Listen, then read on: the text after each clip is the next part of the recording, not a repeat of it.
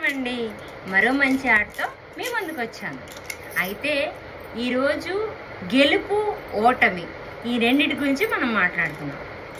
అయితే ఇప్పుడు ఇందులో నేను గెలవాలంటే నేను నా టార్గెట్ పెట్టుకున్నాను 4 అంటే చెమ్మ అంటారు రావాలని. సరే మేము ముందు వేద్దాం.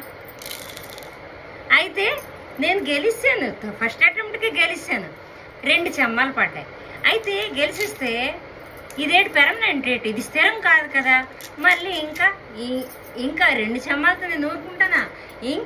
మళ్ళీ నాకు చెమ్మాలి అంటే మళ్ళీ నాకు ఇంకా గెలుపు కావాలి. అలాగే ఒక పరీక్ష రాసామనుకో, ఆ పరీక్ష పాస్ అయ్యామనుకో ఇంకా మంచి మార్కులతో నేను పాస్ అయినట్టుగా. అలాగే మళ్ళీ జీవితంలో కూడా అలా పరీక్షలు ఇస్తూనే ఉంటాం. అయితే మళ్ళీ చెమ్మ కావాలంటే ఇక్కడ నేను ఫెయిల్ అయిపోయింది. ఇప్పుడు 2 పడ్డాయి నాకు. ఇప్పుడు నాకు ఇక్కడ 2 పడ్డాయి అన్నమాట. 2 కాదు, ఇప్పుడు 3 పడ్డాయి. మళ్ళీ నాకు చెమ్మాయే కావాలి. అయితే ఆ ఫెయిల్ అయింది కూడా అదే స్టాండర్డ్ ఏంటి, అది కూడా మారుతుంది. ఇప్పుడు మళ్ళీ 2 పడ్డది. అయితే ఇక్కడ చెప్పవలసింది ఏంటంటే గెలుపు ఓటమి. గెలుపు స్థిరం కాదు, అలాగని ఓటమి ఫైనల్ కూడా కాదు, లాస్ట్ కూడా కాదు.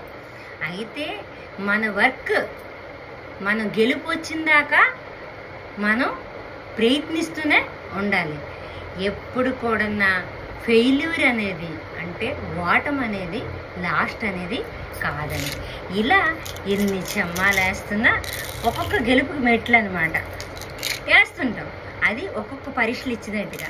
అలాగే ఆ ఒక్క ఫెయిల్ కూడా అవుతుంటాం, పాస్ కూడా అవుతుంటాం, కానీ ప్రయత్నం అనేది మానకూడదు. ఇదే గెలుపు ఓటముల మధ్య డిఫరెన్స్ అన్నమాట.